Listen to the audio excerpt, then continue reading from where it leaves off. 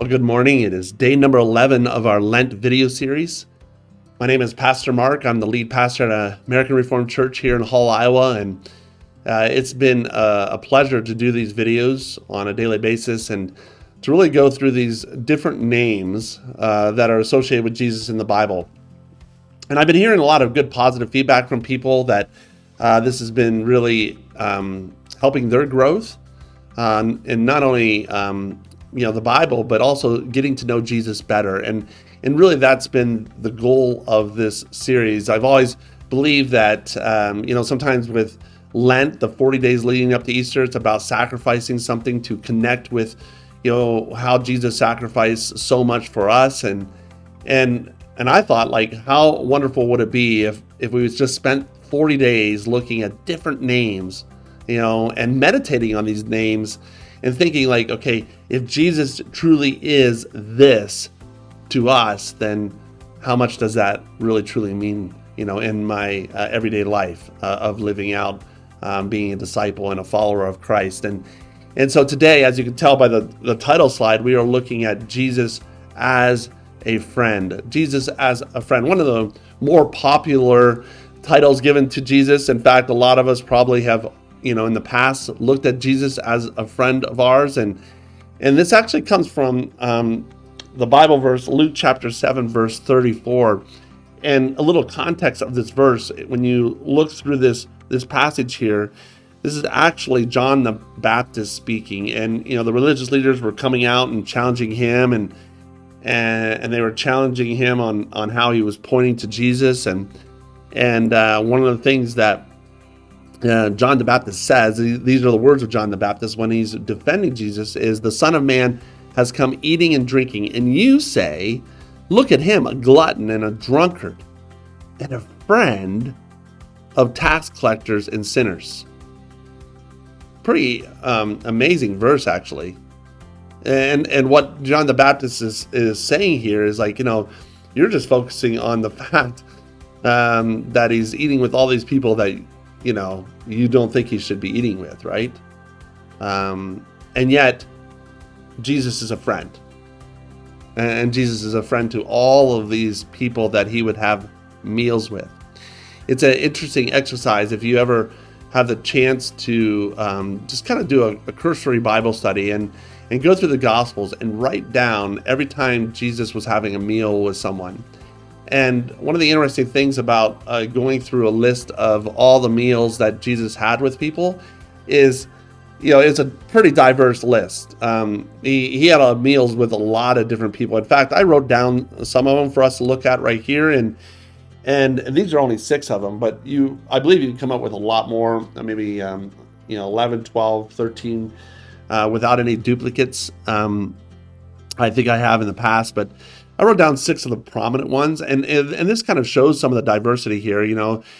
Jesus had a wedding meal with this wedding party, this wedding at Cana in John chapter 2, the famous wedding that he went to. He had a dinner at Matthew's house, who was a tax collector in Luke chapter 5.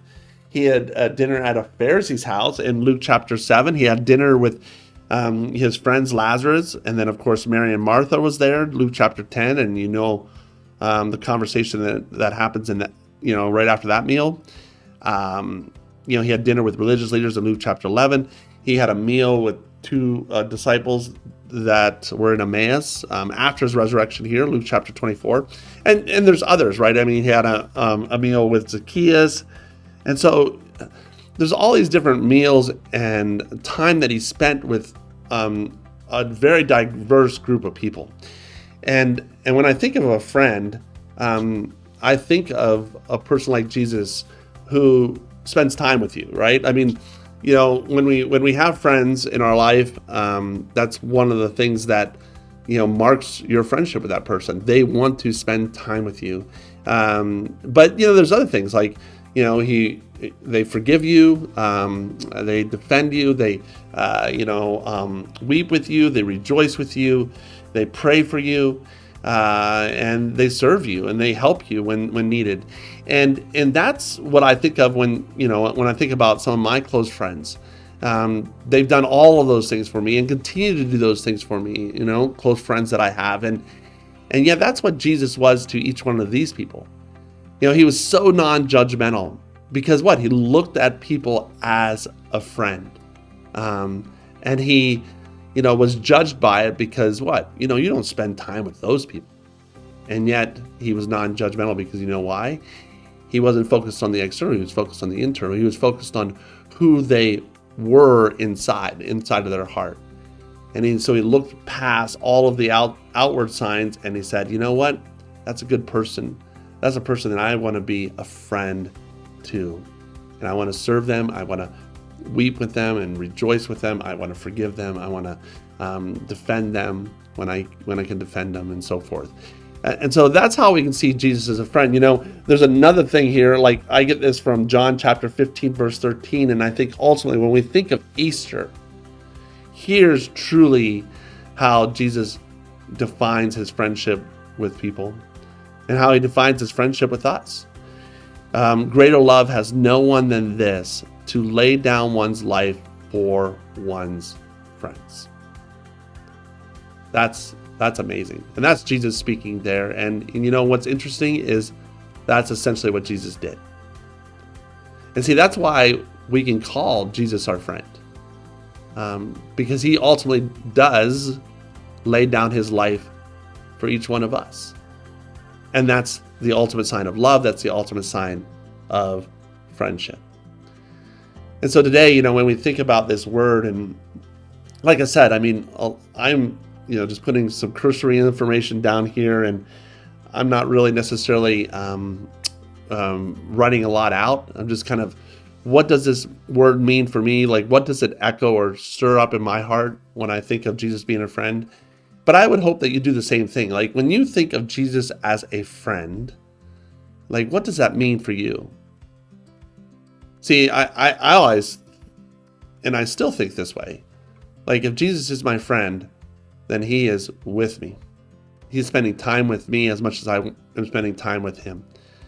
So as I am driving to a location or driving to a place where I may be meeting with someone, he is right there in the car with me. As I'm at home, preparing lunch or dinner, or cleaning up around the house, which is something I should do more often probably, but he is right there with me. It's like this analogy of the two footprints in the sand, right? Like, when you're walking down a beach, there's two footprints in the sand because he's right there with you. And then there's times where in life you only see the one set of footprints, and those are the times that he's carrying you because he's a friend.